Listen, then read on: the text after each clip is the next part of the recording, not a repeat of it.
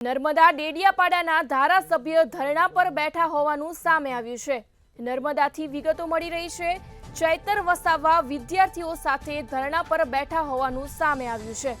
વિદ્યાર્થીઓ સાથે કલેક્ટર કચેરી ખાતે ધરણા પર બેઠા છે। કામલ ફાઉન્ડેશનની બોગસ નર્સિંગ કોલેજનો પર્દાફાશ કર્યો હતો। ફી લીધી છતાં તાલીમ આપવામાં નથી આવતી। વિદ્યાર્થીઓને સ્કોલરશીપ પણ આપવામાં નથી આવતી।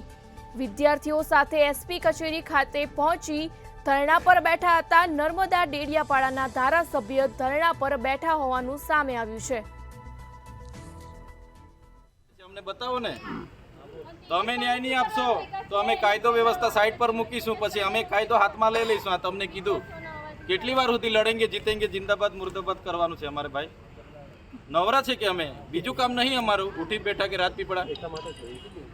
કલેક્ટર સાહેબ ને ધારાસભ્ય ડેડિયાપાડાથી આવ્યા છે ને કલેક્ટર સાહેબ બી આપણા જ છે, આપણી સેવા માટે। એમને બી 10 મિનિટ એવું હોય તો નીચે બોલાવો।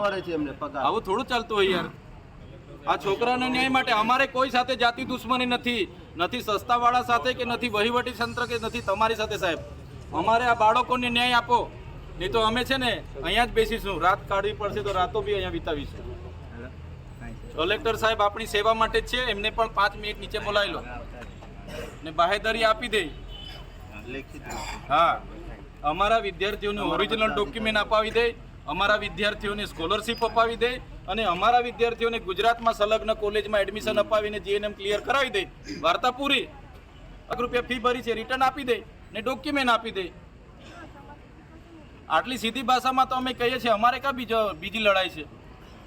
જ્યારે પણ આવવાનું હોય એટલે તમારે અમને રોકતા રહેવાનું। આટલું જ કામ છે ભાઈ, તમે કરી આપવાના છો આ બધું।